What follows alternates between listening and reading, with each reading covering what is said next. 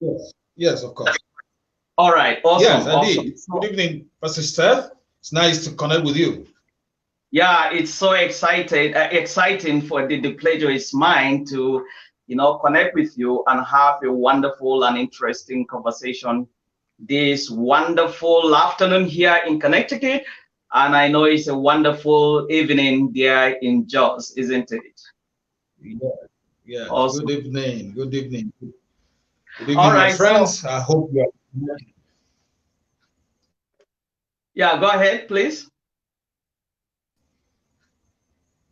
No, I'm saying good evening, my friends. I hope you are connecting to this live video with me and Pastor Seth from the USA. Yeah, that's wonderful. So, to our viewers, I will say, please, as the this wonderful discussion progresses, I want you to comment. You can ask questions and just let me know right now. I can see 2 or 3 people are watching. Just in the comment section, just type, I am here. I'm watching this from Jos. I'm watching this from Benue, wherever you are. Can you just send some love to the shepherd himself? I will shortly be introducing him. But just let us know that you are here. I want to see your comments. I want to see your like. You can even share this video because you can share this conversation. Oh, it's a video. It's going to be very interesting. It's going to be revealing.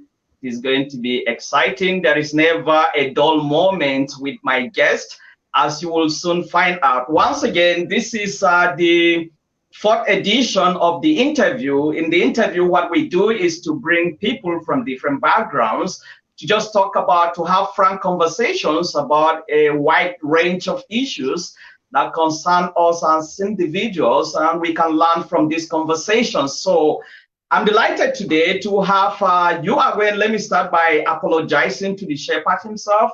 In your name, I only know how to pronounce two, the shepherd and Shadrach. So the middle one, you will excuse me if I massacre your name. When you want to respond, you can correct me. I have tried to master this name for years. Believe you me, I still struggle with it, but I'm going to give it a shot.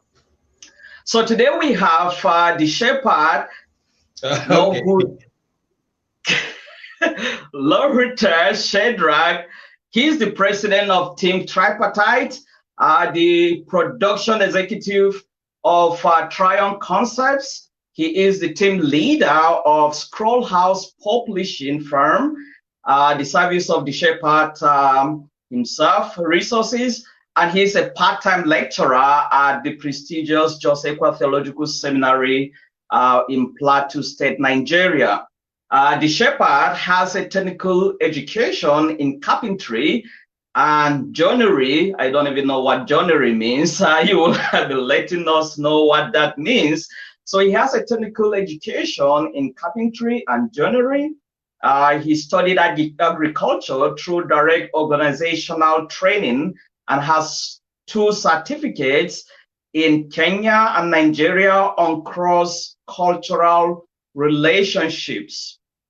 He also has a national diploma in fine and applied arts, a bachelor of arts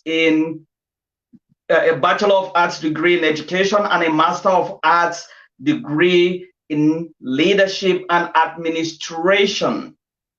His doctoral studies are in doing a PhD currently in education, leadership, and administration is further giving him the cutting edge as an author, life coach, coach leader, fitness coach, marriage coach, entrepreneur, and inspirational speaker.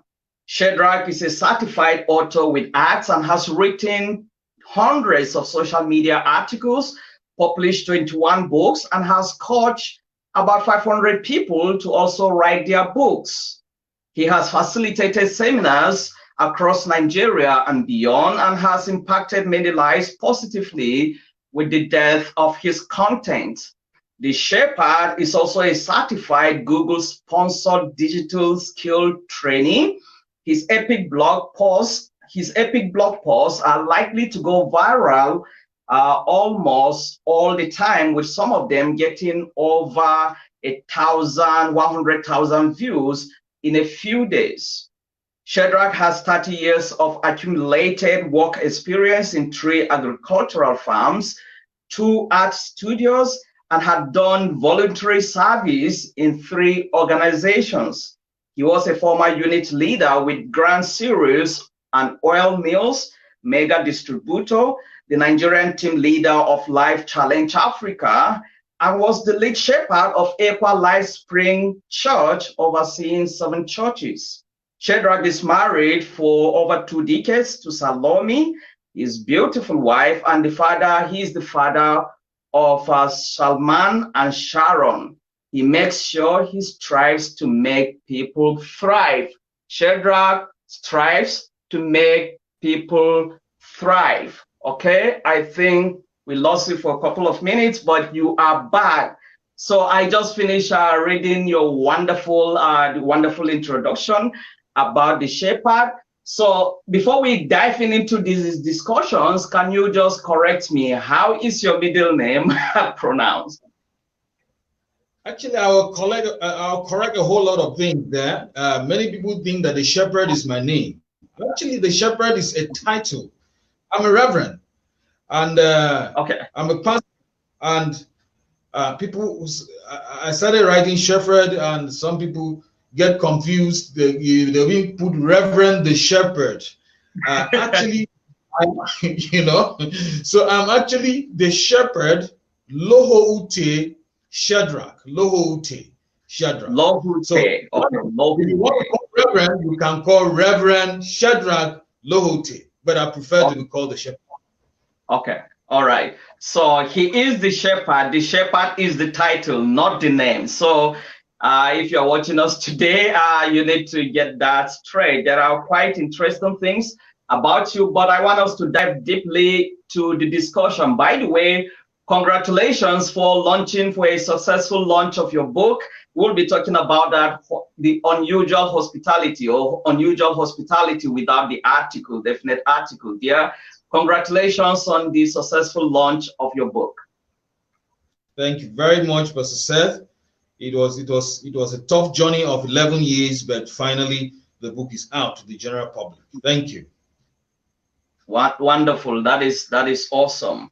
So let's talk about authorship. I want us to start kind of dive into this discussion by talking about authorship. Just as I said, your recent book, Unusual Hospitality, I saw your picture with Her Excellency, the wife of the executive governor of Benue State, and prominent people, especially from Benue State, giving their endorsements for this wonderful book. So let's talk a little bit about that. I know that the thesis of the book is about the Tiv culture, especially the title of the book, goes back to this idea, which I have also held in the past. I don't know whether it was me you were referring to, that a lecturer said that about the Tiv people and jets. If you want to reveal that, you can. If you don't want, you can keep it. But I also, just like many people, have had this myth, so to speak. You are about to either debunk the myth or affirm it. People have said that the Tiv people, when you visit them, when you visit a very good friend, one of the ways they show you hospitality is to allow you to sleep with their wife, which is quite strange for many people. So is this the basic thesis of this book, or there is something beyond that? Thank you very much, Pastor Seth. Actually, I grew up on Tiv soil, on Tiv land, but I never heard such a thing. I never saw it, and I encountered this for the first time when I went to the seminary, and a lecturer said, "By the way, you are not the lecturer." Okay. You're not the lecturer. I want to take time to thank the lecturer.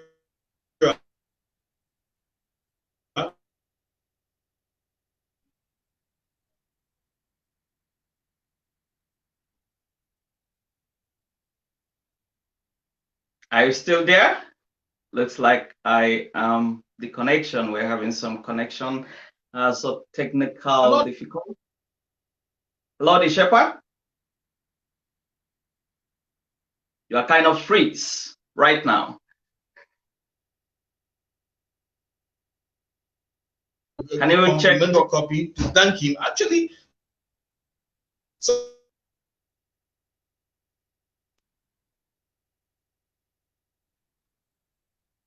just be patient. The shepherd will surely be back when he fixes his the technical issue we are having right now.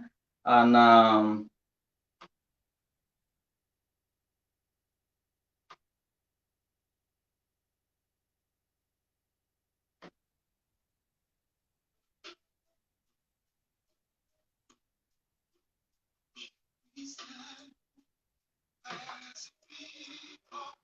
yeah, we will be back as soon as the shepherd is back. We will continue with this wonderful, conversation. The shepherd was just talking about, how the lecturer that made that bold claim or that said that actually helped him. So he will soon be back. I can see.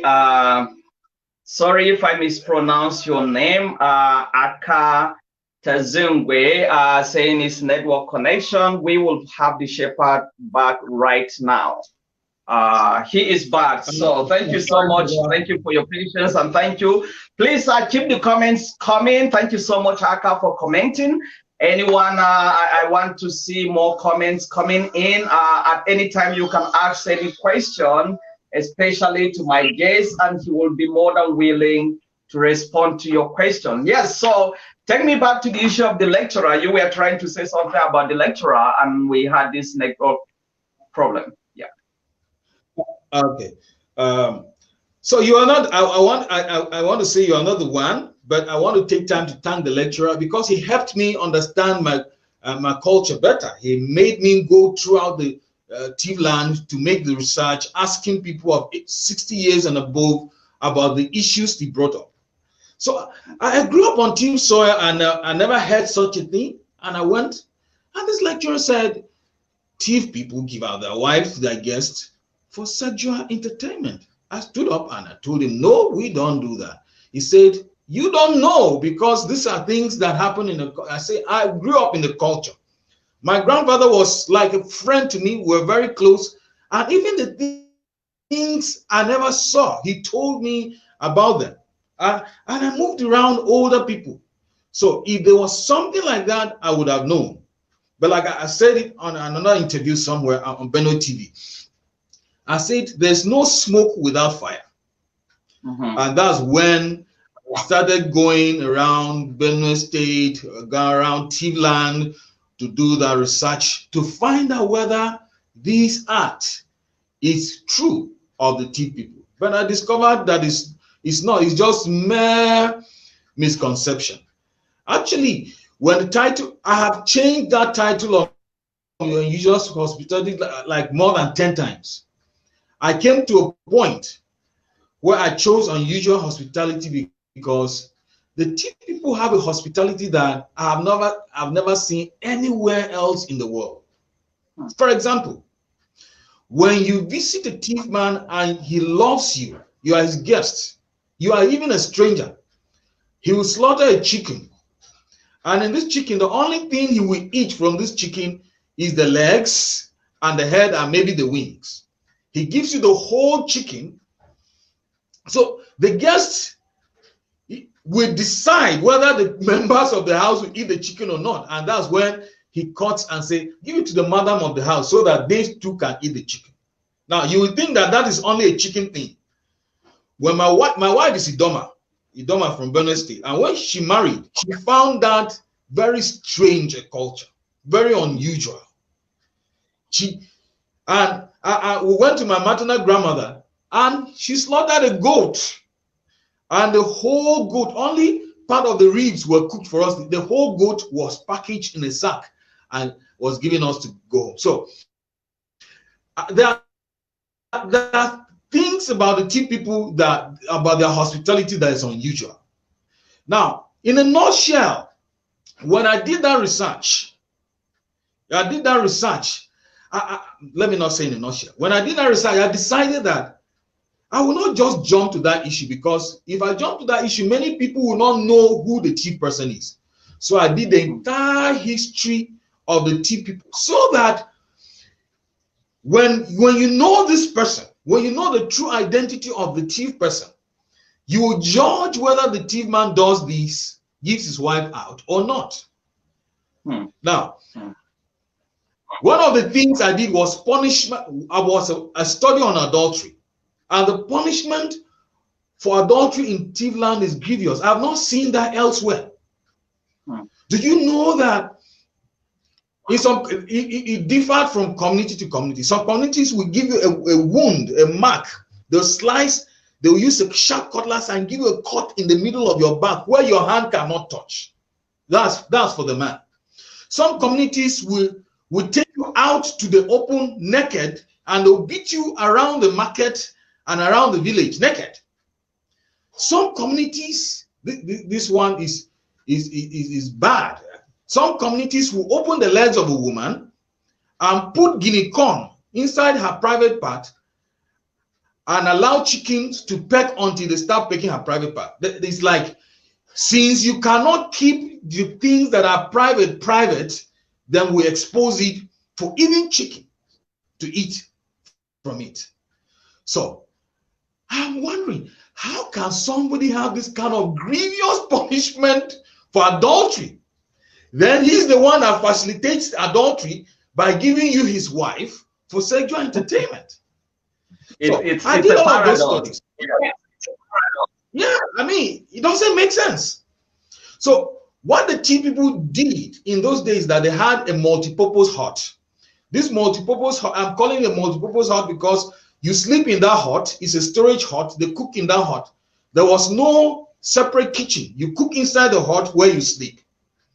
Now, a man has 2 or 3 wives. And when you are coming, and you are coming from, I don't know how to call but let's say you are coming from Boko, and he marries a wife from Boko. He will say, he asks you, where are you coming from? You say it's from Boko. Then you call, hey, my wife from Boko, your brother is here. He just said, since you are from Boko, you are his brother.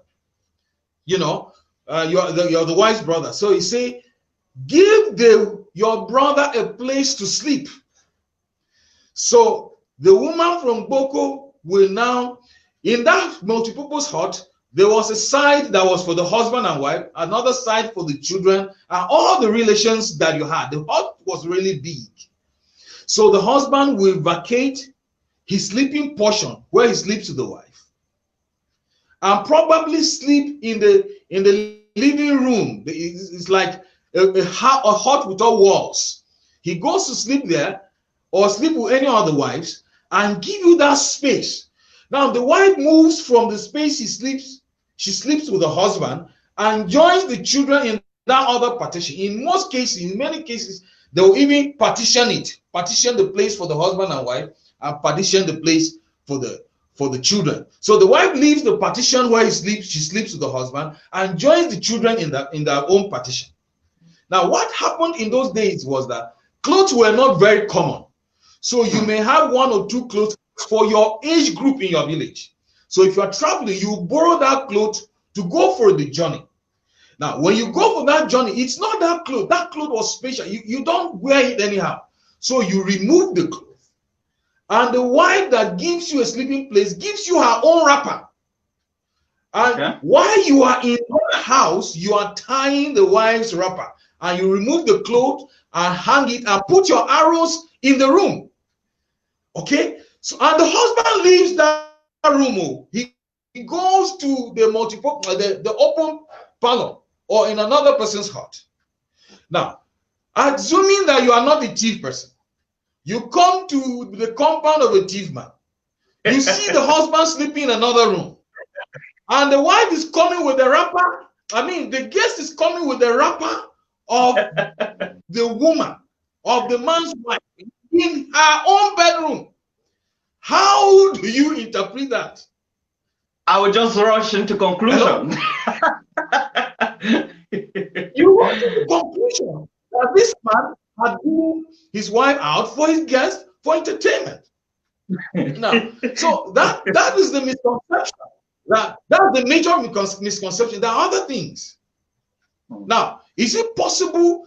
See, I've told people in my book that the world is adulterous. Things are bad.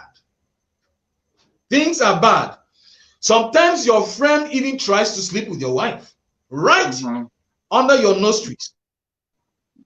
Is it possible that in America or in Germany or in Britain or in China or in Tiv land, somebody does that gesture to you and you take advantage of the person?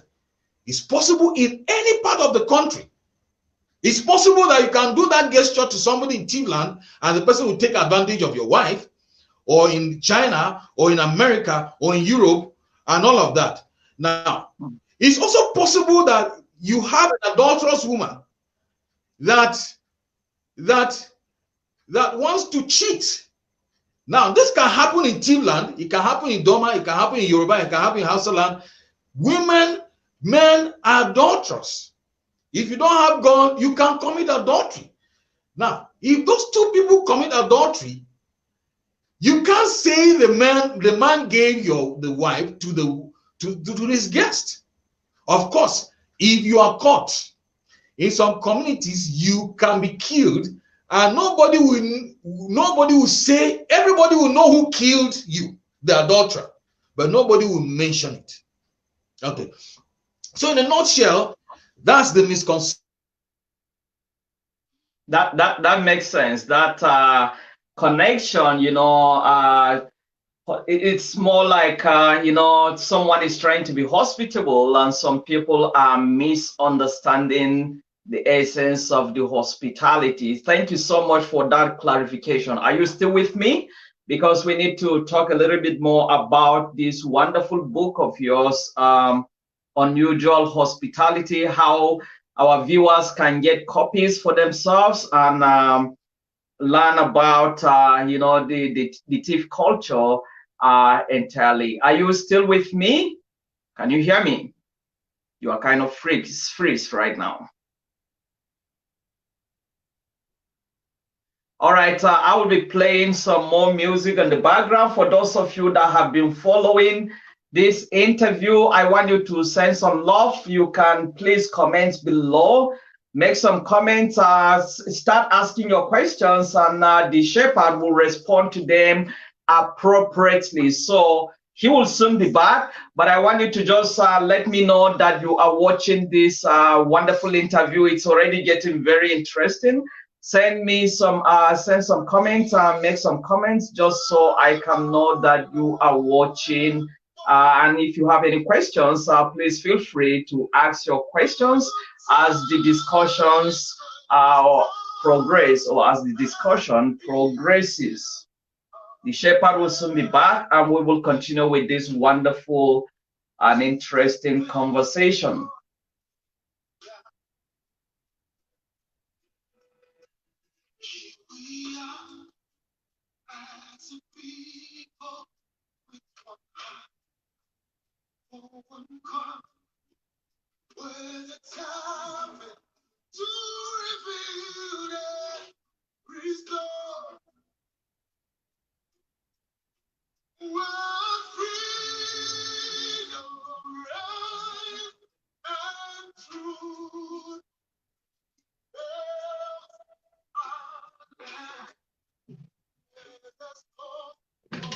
So if you are just joining us live for this wonderful conversation, I have the shepherd and Shadrach the shepherd, or the shepherd Shadrach, and we are having a wonderful conversation about the Tiv culture, and we have a lot of other things to talk about. So don't leave. He's having some network problems. He will be back right now. I will proceed with this interesting conversation. Yes, my guest is back. Let's continue with this wonderful conversation.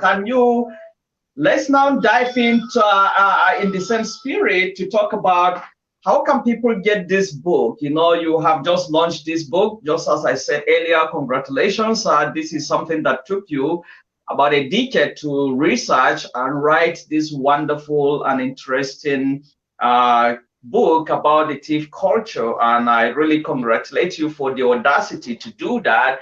How can people get this book? I know you are based in Jos. You do a lot of other things that we'll be talking about shortly.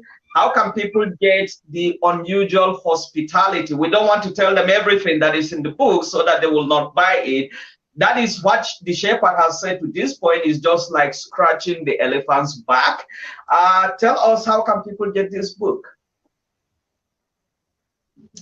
Okay, I tried to upload the book on Amazon, but there are some adjustments they want me to adjust. So okay. I'm hoping that within next week it will be on Amazon. I'll share it on your wall, and I'll share it on my wall, so people can go to Amazon and buy. But you can send you can pay I don't know the equivalent of dollars, but it's 5,000 naira Nigerian money. You can pay it into my personal account. You know, I don't know, I'm a student too, so I had to rush back from Makodi to come and attend to my lecture. So there are key distributors that are going to be distributing the books across the country. So in the next week, I'm going to be unveiling the different distributors for every town. But meanwhile, you can go to my wall and send me a private message, or even if they pay to you and you send it to me, fine. If it is paperback, even both on Amazon and in Nigeria. So we have paperbacks. So it's 5,000 naira, and this is if you are in Jos, in Makodi, you will not need to pay for any way bill. But if you're in Lagos, Abuja, or any part of the world, Jamaica, and we're posting it from Nigeria, you are responsible for the posts. I mean, the way bill. I don't know how you call that in America. Yeah, the shipping cost. It from place to place. So it's 5,000 naira per copy. Awesome. That is wonderful. I know this book, you know, you talk about the Tiv project, and I just lost him again. He will soon be back very soon. So we will have him back and we'll continue with the discussion. Don't go nowhere.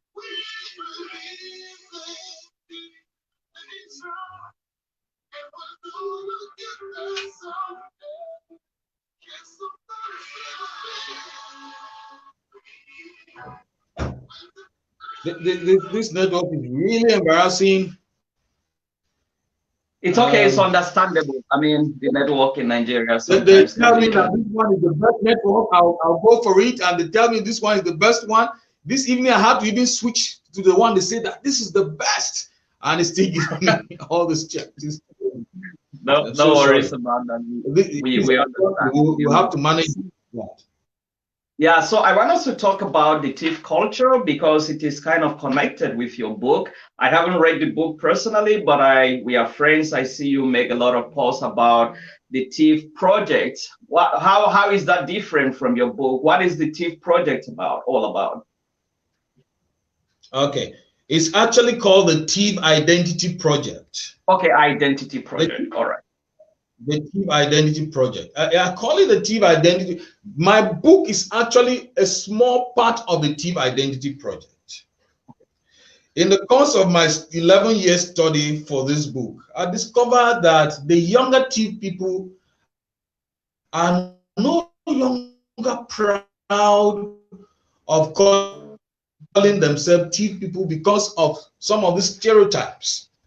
You see them call themselves like Michael Jones, you know. They don't want to identify themselves with a Tiv person. Now, most younger Tiv people don't even know their history. They don't know where they come from. They don't know their cultural values. They don't know the good values of the Tiv tribe. So the Tiv Identity Project is a project that will help the young mind, to help the Tiv person, even the older Tiv person, to understand who the Tiv person truly is.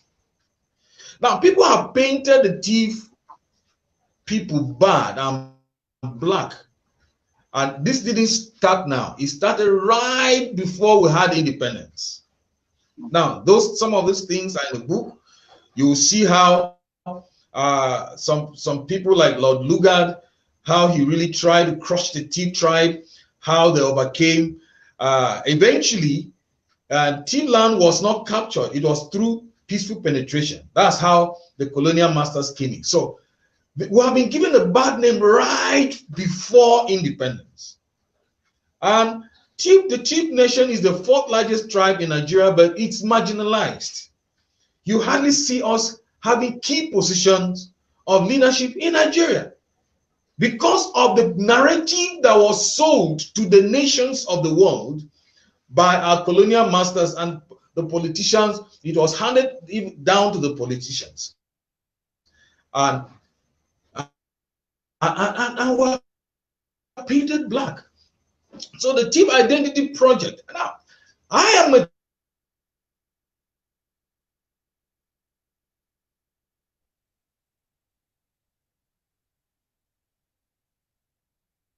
You still there?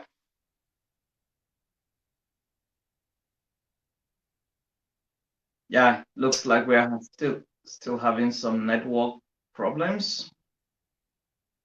Can you hear me?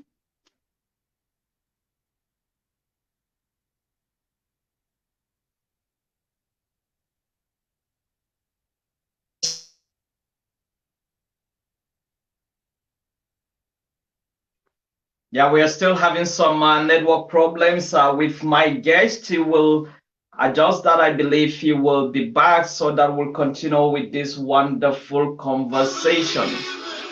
As soon as the shepherd is back, we will continue with this interesting conversation. We are just talking about, the Tiv Identity project. He was trying to explain what that project is all about. So we will continue with the conversation as soon as he is back. I want to apologize for all the technical hitches we've been having. It's not our own making, but we'll continue with this discussion. Meanwhile, I want you to leave some comments below just so we know that you are following this conversation and you're finding it interesting. You can ask questions and just let us know what you think as the conversation progresses. Okay, my guest is back. All right. Yes. Yeah, so the Tiv Identity Project is to tell people, to tell the world who we are, to tell our stories, to tell our narrative, to tell our history. So we are telling people who we are. And we're making the younger Tiv persons, and even the older Tiv persons say, wow, this is who we are. It's high time we stop hearing other people tell us who we are. That's why I had to go back to write the book as an anthropology book, as a history book, to tell the world who we are. Okay? So we're telling our story. Yes, we thank God for the missionaries and the anthropologists and the colonial masters that recorded some of the history. But some of this history were recorded wrongly. Some of them were done with some particular bias, done with some sentiments. Some were done with hate. And we want to correct the narrative. We want to tell our story.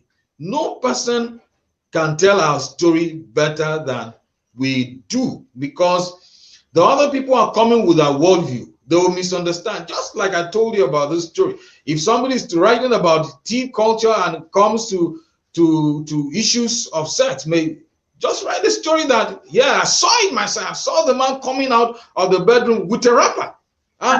He may be true because that's his worldview. He doesn't understand. Yeah. So we're telling our story in the So we're going to go around campuses, university campuses. We're going to be having lectures. We're going to be doing TV programs, radio programs. We're going to be writing other books. We're going to secondary school. We're going to affect the curriculum. We're working with the Ministry of Education to put across things that will project our identity as Tiv people. I love what you said, which is very, very profound. If you don't write your story, somebody is going to write it for you. And that is very, very profound. So let's talk about your other books. And I know you have written, you are an author of over 20 books. Am I correct? You have authored more than 20 books. Is that correct? Yes, yes. Okay, so I am particularly interested in one, which is, I can't remember the title correctly, but you said something like it's about the Fulani herdsmen. Can you tell us the real title of that book? And we want to talk a little bit about it. What is it all about? Yeah, the title of, I've actually written 2 books on that. Another one is a small pamphlet. Another one is a bigger book. The other one is Cows and Politics. Cows and Politics, but I know that's not the one you're talking about. You're talking about responding to herdsmen assaults. All right. Responding to herdsmen assaults. Is that the all right? Let's talk about the 2. Let's talk about these 2 because they are kind of interrelated. Let's start with Cows and Politics. What is that book all about?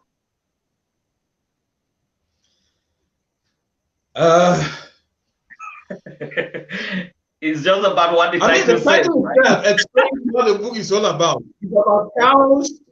It's about politics. It's about how cows are used for politics. It's about how cows are elevated to a point that even human beings are not given that kind of protection. You know, in this country, you have choppers, you have the Air Force, you have the military protecting cows. In this country, you have killer herdsmen using AK-47s, killing people. They come on national TV, they say they retaliated, they say they killed this person, they say they did this. And because we're in an era that favors cows, I have not seen any serious action taken on genocides that are committed by these killer herdsmen. And in most cases, we're encouraged to live at peace with these people. These people carry AK-47s. They come to our homes. They rape our wives, rape our children, and in some cases even tear the stomachs on pregnant women and remove these children, unborn children, and lay them. We've seen this. We have pictures. But no serious punishment. I don't know of any serious punishment that is meted on these people. Because we're in a political era that favors cows above human beings. That's the concept behind Cows and Politics. And I think that title is very, very, catchy. And you have said that. So how will you advise the government if you had the privilege to talk with President Buhari? And many people may want to disagree with this sweeping statement you made about that cows are valued more than human beings. What can you say about, how can you say to critics or to people that talk about the support, quote unquote, these so-called herdsmen that say that it is the herdsmen have been maltreated or mistreated in the past, so they are trying to take over the land that rightly belongs to them, like what has happened in Benue State, in part of Southern Kaduna, in Plateau State, Nasarawa State, and some of these states in the north. What can you say? And it's kind of sweeping the country. What can you, if you were in a position to advise the government about how to go about talking about these herdsmen that have become a problem overnight in Nigeria, what would you tell them? Actually, that's why the book to herdsmen assaults came. Responding to herdsmen assaults is talking to the government, is talking to communities that are attacked by herdsmen. That is the second book, right? So we are talking about 2 books, just to be clear. The first one is Cows and Politics. That's the second book. And the second one is responding to herdsmen assault. Okay, herdsmen assault. Okay. If you look at the Nigerian Constitution, an assault is actually when you're in your land, you're in your place of abode, and somebody from outside comes to attack you in your place. That is an assault. Now, as far as I know, I have not heard like the chief people going into a state, I mean, moving from Benue State, going to Sokoto or going to Katsina and attacking Fulani people on that in the states where they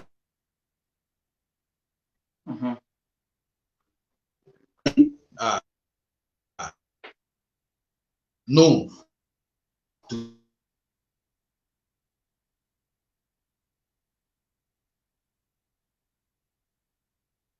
Are you still with me?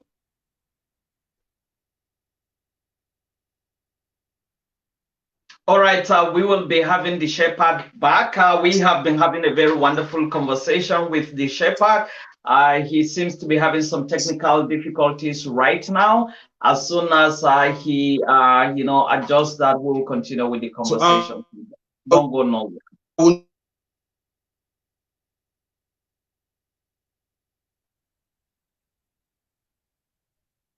If you can hear me, the shepherd, maybe you need to exit the conversation and resend the request so that we can add you up to continue with this scintillating and wonderful conversation.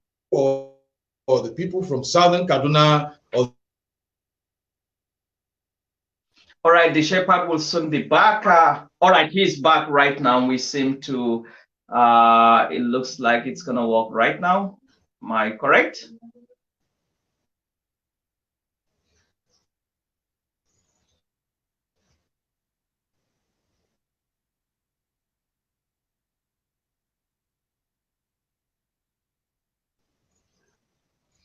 Solutions to the issue of herdsmen. One of it is to not take the law in your hands. There are things that have to do with litigations, taking things to court. There are things that have to do with peaceful protest.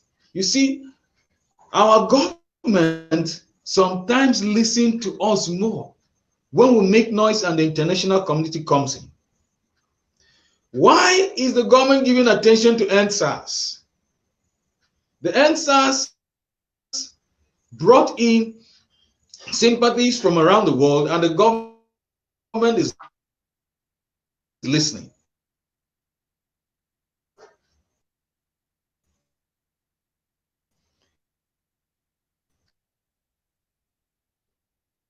If the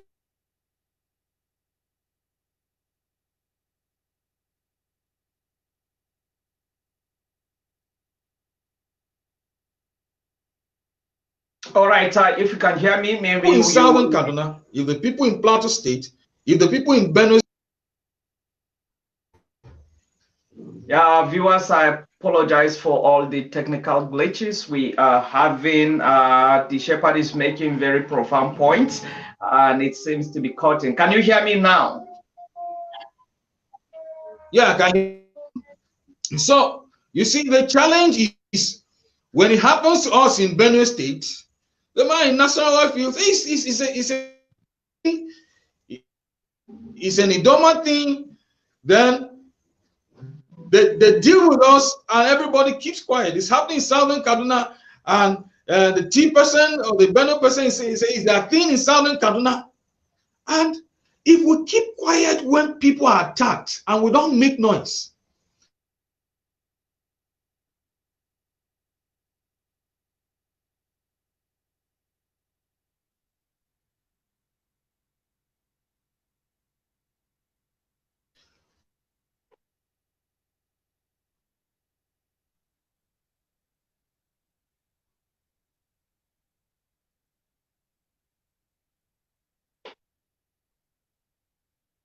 All right, the shepherd, if you can hear me, I will advise that you maybe exit and send another request so I can add you the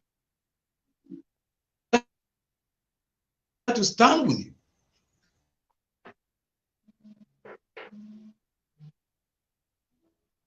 Yeah, I will advise that you exit the conversation and resend a new request so that we can start. Maybe that is going to help with the technical issues that we are having with the network. I still want to apologize to our viewers with all these technical glitches, but we've been having Very wonderful conversation, very fruitful conversation with the shepherd himself. He is right now, or he was talking about, this issue of herdsmen versus the lives of people. Are you back? Can you hear me now?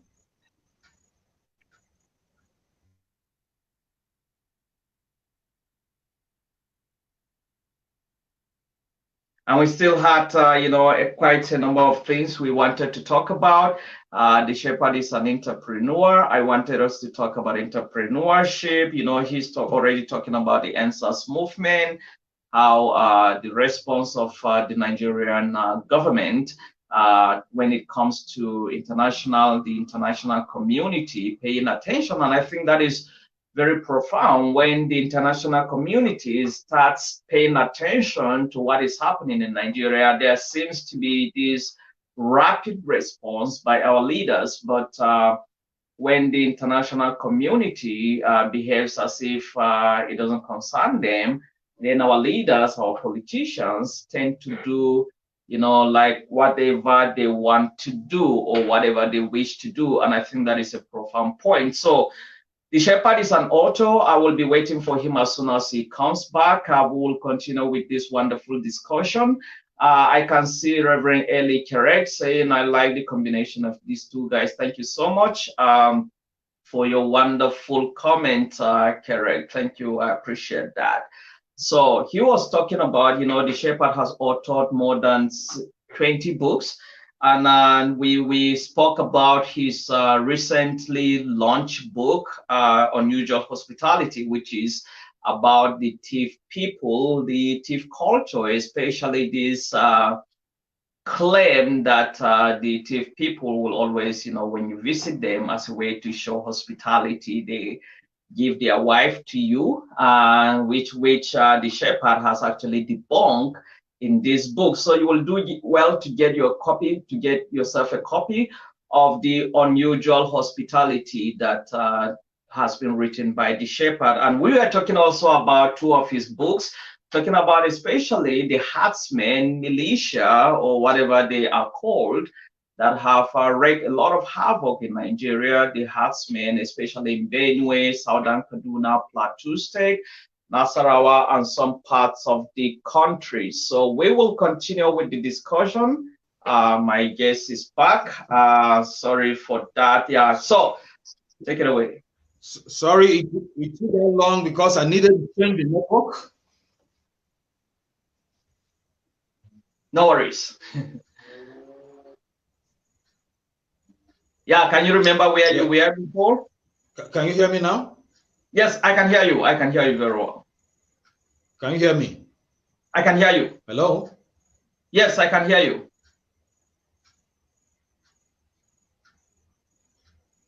Can you hear me? I can see you. I can hear you. Can you hear me? Yes, very well.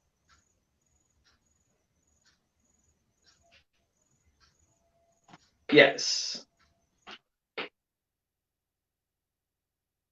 Just talk. I can hear you.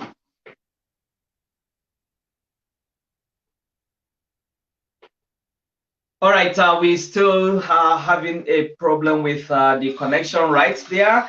But what I was saying is, the shepherd has talked about or has been talking about two of his books. One is Cows and Politics, which is like talking about the Fulani militia, especially our politicians' response to the attacks that have been hurled on people in parts of Southern Kaduna, Plateau State, Benue State, Nasarawa State, and some of the northern states. That many people have been killed. So how have our politicians been responding to this scourge that is actually wrecking the nation? So you can look out for the shepherd's book. He wrote a book about that, Cows and Politics, and there is another book that follows up to that, which is about how he's recommending how we are supposed to respond to this issue of the Fulani herdsmen. I wanted us to talk about, he was also talking about the NSAS movement and how we have witnessed actually, you know, a rapid response by our government, by our leaders to some extent, because the international community mobilized itself and many people, you know, in the international community joined this issue, and they joined the movement and they talked about that. And because of that, our government seemed to pay attention to that, because the international community seems to be involved. Can you hear me? Yeah, I can hear you now. All right, so take it away. Okay. So I was saying that if one community is attacked and we all keep quiet, then we are doing a disservice to ourselves. If somebody is touched in Kaduna, we should feel touched in Benue. We should feel touched in Plateau. We should feel touched in Lagos. We should feel touched in Ibadan. We should feel touched in Kano. This is not about North and South particularly. There are people in Kano, there are people in Sokoto that are not happy with what the Fulani herdsmen are doing. So if we come out with one voice, if we demonstrate peacefully, without looting, and we make a statement, and the international community gets involved, I discover that that's one way that the government listens to us, when the international community gets involved. So those are other ways. The other ways is to take the government to court. The other ways is to protect ourselves. How do you protect yourself? I tell people that even a watchdog can save you. And I don't know, for now, in those days we have vigilante groups that were like taking surveillance of the whole community, so that people don't just come into the community to start attacking you. You make noise, you have your own signs and all of that. The country clearly, the Constitution of Nigeria clearly supports self-defense.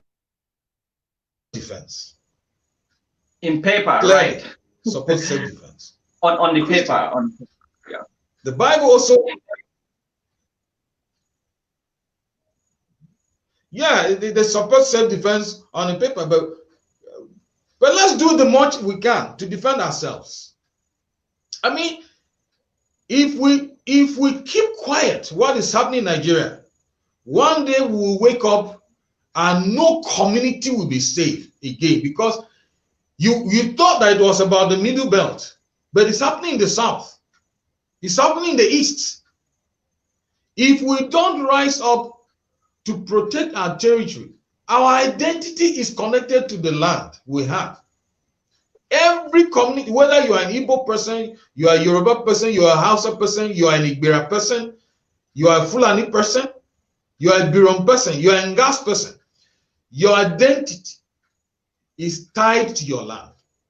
When people want to take you off your land and remove you from your land, cut you away from your land, they're taking your identity away. Why do you think Jews had to come back to their land after several years of being in captivity, being in exile? Your land is one primary identity that you have. So you think that you have big portions of land and somebody comes, yanks you, settle down on your land, and you do nothing about it. You are not pushy about the government. Yes, sometimes it looks as if the government is not responding, but governments always change. We can't keep quiet. We have to keep going to court. We have to keep making noise. One day, we get a breakthrough. So if you think that you just fold your hands and your land is gone, you are not protesting, you are not writing the newspaper, you are not writing books, you are not on radio, you are not on television, you keep quiet and your land is gone, your identity is gone. Self-defense is something we must do. Sometimes a dog, as I say, a dog can save your life. A dog barks, you know. Self-defense is in various ways. Sometimes you may need to run. Sometimes you may need to stand your ground. Sometimes you may need to have numbers of police people in your community so that if something happens, you can call the police. Sometimes they may not respond, but do your duty as a citizen of the country and do what is right. So in that, these are the things I was trying to say. How do you respond when herdsmen attack your community? And those are some of the things I pointed out in that book on how to respond. Thank you so much. For the remainder of our time, I want us to talk about, so you have been an advocate. You do not keep quiet. You have been, involved in this, the things that are happening in Nigeria. You are involved in advocacy, and one of the ways you do that is by writing and also speaking, which is very good. And you have already talked about the NSAS movement. I want us to kind of switch gears and talk about entrepreneurship. You are an entrepreneur. You do a lot of things, so I want us to specifically talk about these three things that you do apart from authorship. Team Tripartite. Tell us, what is that all about, Team Tripartite? Tripartite is actually the full meaning of Team Tripartite is actually Tripartite Evangel Aid Mission. Okay. Tripartite Evangel Aid Mission. So that team there is team, and that's Tripartite Evangel Aid Mission. But the emphasis is Tripartite. That's why I still bring it back and I put Team Tripartite. Okay. Now, some group of people think that a meaningful life is just to get money and enjoy and eat the best of foods, and that's all. Then some group of people, especially religious people, feel that you have to read the Bible, you pray, you fast, you read the Bible, you pray, you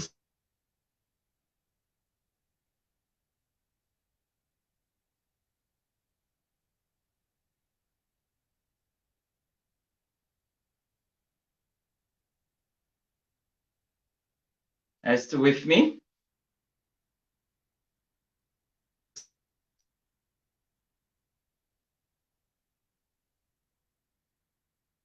All right, I'll be playing some music in the background. Please don't go anywhere. Our guest will soon be back as soon as he resolves the connectivity issues right there. But we are kind of wrapping it up by talking about entrepreneurship.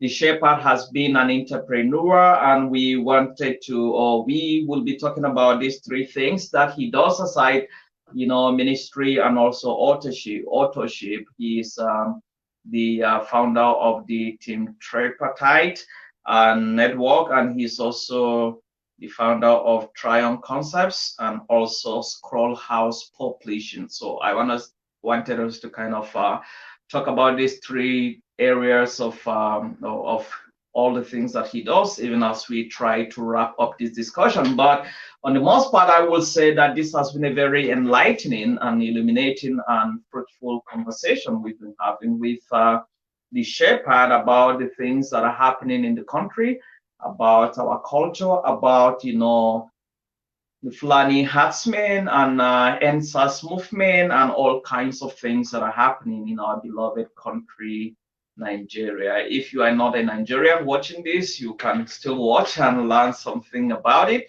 We are just having honest conversations, frank conversations about things that ordinarily people do not talk about. So as soon as the Shepherd is back online, we will kind of talk about this entrepreneurship, the concept of entrepreneurship, especially among the young people, the youth in Nigeria. And as we do that, we will kind of will be wrapping it up as he does that. But for the meantime, enjoy some good music about our beloved country by Tim Dakolo.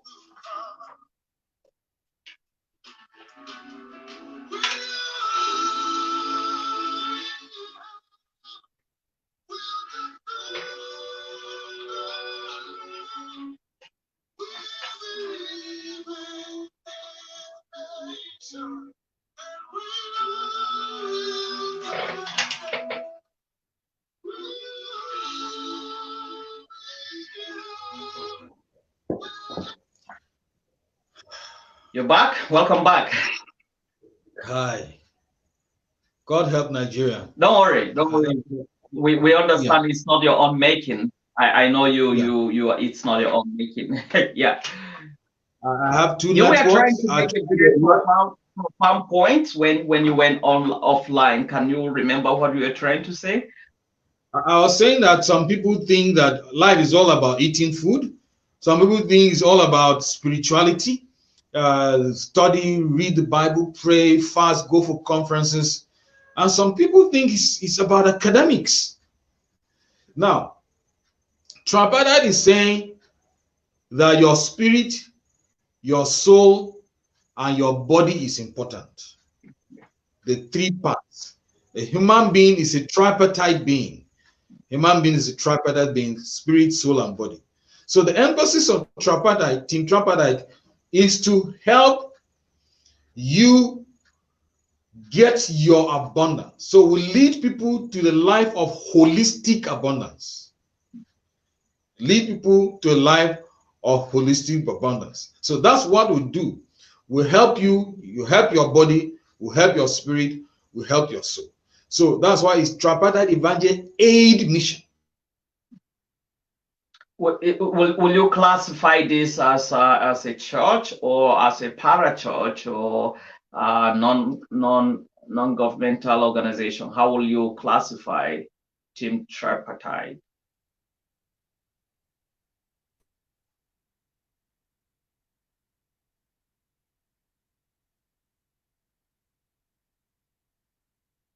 All right, looks like we are still encountering some network issues right there. But if you've been watching to this point, I want to encourage you to just send me some comments. Just make some comments. I already saw, I have seen 2 comments come in. I still want to make sure who is watching this, please just leave some comments below, and I will appreciate your feedback, how this conversation has been enlightening, and just so that our guests will also be encouraged. So let me know in the comment section below, and if I see your comments, I will not hesitate to respond accordingly. But it's been a wonderful time talking with Shadrach the Shepherd. If he's able to come back one more time, we'll try to take the next 5 minutes to wrap it up. He is back right now. We will try to wrap it up so that he will kind of ease him of the burden of having to do this over and over again. So we will kind of, I will just say in a nutshell, just talk to us. You've started talking about tripartite, and you have also, I want us to also talk about, Tryon Concepts and also Scroll House Publishing, and how people can become partners in all these various things that you do, various ministries, various, coaching. And I know you are a coach, you produce a lot of content, and you do all kinds of things. So just talk, in a nutshell, talk about these various things that you do as we try to wrap it up in the next 5 minutes or so, and so that we can allow you to rest from all these network, problems. Okay, Tryon Concepts is the other side of the coin of Scroll House. Tryon Concept is a printing company, while Scroll House is a publishing company. In my journey as an author, I discovered that many authors write books, have manuscripts, but they don't know how to go about publishing the manuscripts. Now, I train people, we train people on how to write books. And sometimes when we train them, they're looking forward to you for guidance. Some people cannot afford 1,000 books, but they can afford 50 books. They can afford to print 100 books or 200 books or 300 books. So what Tryon Concept does is to print those books. And Scroll House is a publishing house. We have our editors, different type of editors. So when we train you, or you want our services, we publish you as a publishing house from Scroll House. We give your manuscript to our editors. They go through it, they cross-check, and we send it to our designers to do the book layout and the cover designs, and we send it back to Triumph Concepts to print. And we'll be helping people. There are some people that print as low as 50 books. They just go have a dinner with their friends and celebrate and tell them, I've written a book and just 50 copies. So we're trying to help people in that direction. So the Scroll House is the publishing house, and Triumph Concepts is the printing house. So it's the other side of the coin. So, and you know, so as we train people on how to write books, we don't leave them stranded. We train you on how to write books. You write the books. We help you go through this process of publishing. I'll help you go through the process of printing. So that's what we do as companies. So Triumph Concepts is a printing company. Scroll House is a publishing company. Awesome, awesome. Thank you so much, Cynthia Dogonyaro. Cynthia was one of my guests. She was a guest last week, and she said, "I love the conversation. Nice question. Is it a church or an NGO?" You know, I asked that question whether Team Tripartite is an NGO or is it a church or whatever, and that was at the same time you had that problem. So people are still curious to know: is this are you doing it under a religious, umbrella, or this is something that cuts across religious boundaries? Yeah, that question, the dividing line is very thin. It's very thin in the sense that Tripartite Evangel Aid Mission, the moment you hear Evangel, you know that has to do something. We only focus on helping Christians. Okay. You know, our focus is not just to help Christians. Our focus is to help everybody. Like, so we've had medical outreaches.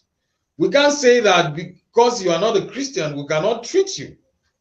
You know, I even discussed with one of our partners that will do medical outreaches with the doctors, even yesterday. We may be doing one next year. So, yes, it has a Christian undertone. It's a Christian organization. People call it ministry. I mean, let's say it's a mission. That's why it's called Evangel Aid Mission. We're on a mission. And if you have your church, we can go partner with your church. And even if you want to plant a church and you don't know how to go about it, we've done rural evangelism. We've done crusades, like Christian crusades. We can go help you organize a rural meeting, evangelism, plant the church, and leave you there with your ministry. So we do things from a Christian.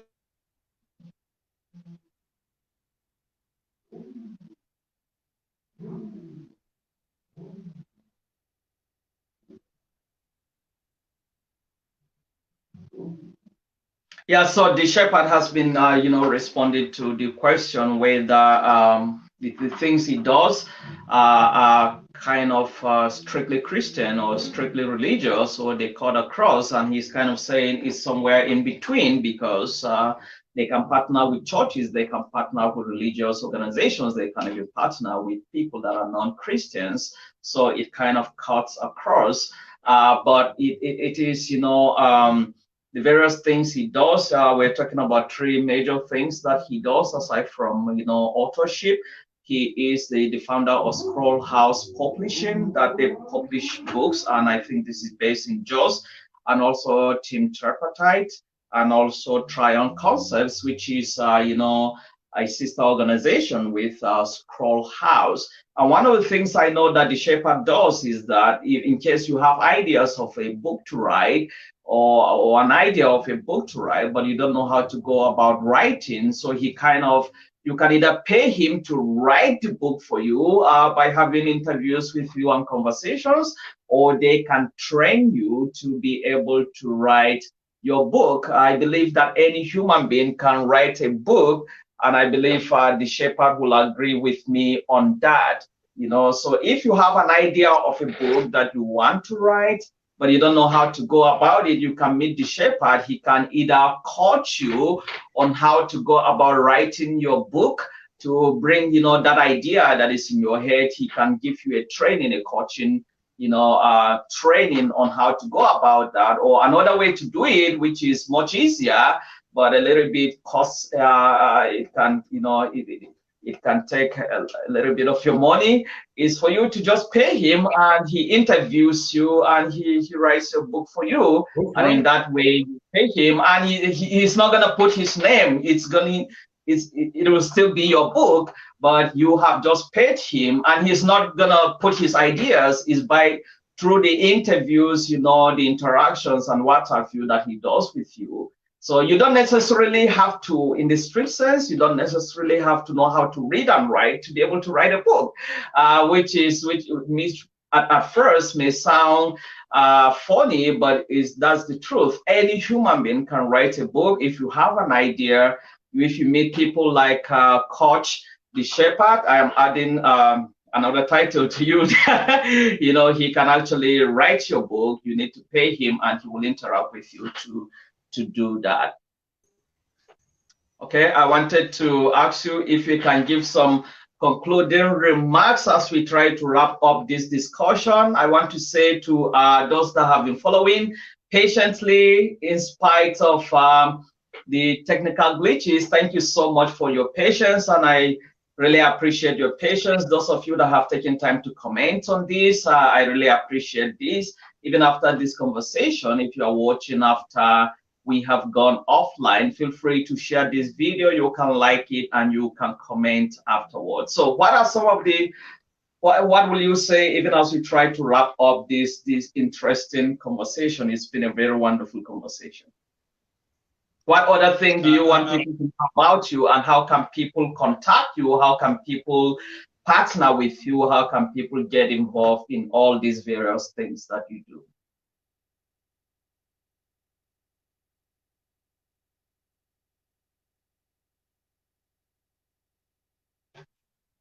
Please, network, allow us to wrap this discussion up.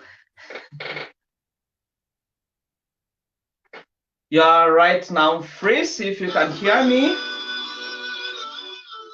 All right, so just enjoy this music. The shepherd will be coming back, and he will be giving some concluding remarks. I am saying remarks as if this were a formal thing, but he will be saying some things even as we try to wrap up the discussion. So don't go nowhere. Still hang around as we try to wrap up this wonderful and interesting conversation with the shepherd LohouTer Shadrach, who has been my guest today.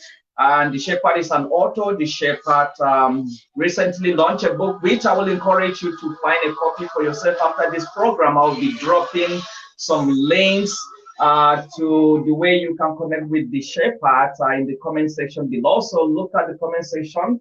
I will be dropping some links on how to contact the shepherd. His recently launched book, just a couple of days ago, is titled or entitled Unusual Hospitality, and it is about the Tiv culture. The shepherd has also written several books. He is the author of more than 20 books, and two of those books, one of the books is Cows and Politics, and another book in the same light is Responding to Fulani herdsmen. The what is going on in Nigeria. So can we have your concluding remarks now? I want to thank you for having me on the program. Thank you very much.